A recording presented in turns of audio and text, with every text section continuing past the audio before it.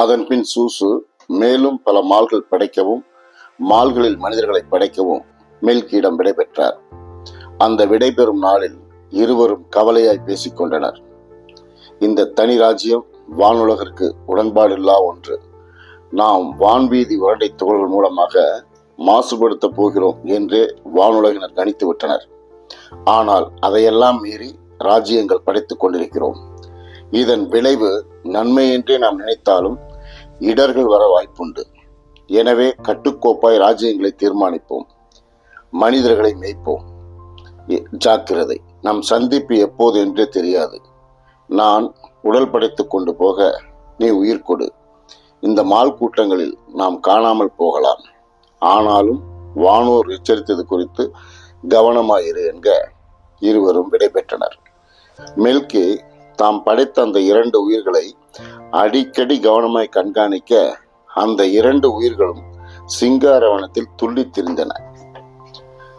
மெல்கி மேலும் சில மால்களுக்கு சென்று பார்க்க அந்த பூமியில் சிறிதாய் ஒரு பச்சை, அருகே வந்து பார்க்க அது ஒரு அழகான சிறு மரம். அதில் இன்றைய பூசணி அளவில் ஒரு சிவப்பு காய். அதை கிள்ளி ருசிக்க நா பற்றி எரிந்தது. அந்த எரிப்பு இன்றைய மனிதனால் அந்த காயின் 30 அடி தூரத்தில் நின்றாலே நாக்கு எரியும், கண்கள் தகிக்கும். மணுமகனோ அந்த காய்களின் விதைகளை மால்கள் தூரம் தூவினார். ஒரே ஒரு காயை எடுத்து நசுக்கி 100 லிட்டர் தண்ணீர் கலக்கினால் இனிக்கும். அந்த அளவில் அது அதீத இனிப்பு கட்டி. மணுமகன் இருவரையும் அழைத்து, இந்த கனி இன்னும் 10,000 வருடங்களில் தான் மனிதன் ருசிக்கும் வண்ணம் தயாராகும். எனவே தொடாதீர் என்று கூறி அனுப்பிவிட்டு வேறு சில மால்களுக்கு சென்றார். அவர் வரும்போது வானோர் நகைக்கும் வண்ணம் அந்த முதல் பாவம் நடந்தது. படைத்தவன் பேச்சை முதல் மனிதனே மீறினான். ஆம், அந்த கனியை தின்றான். மிக மிக மனமுடைந்தார் மெல்கி. அவருக்கு சிறு பயம் தோன்றியது.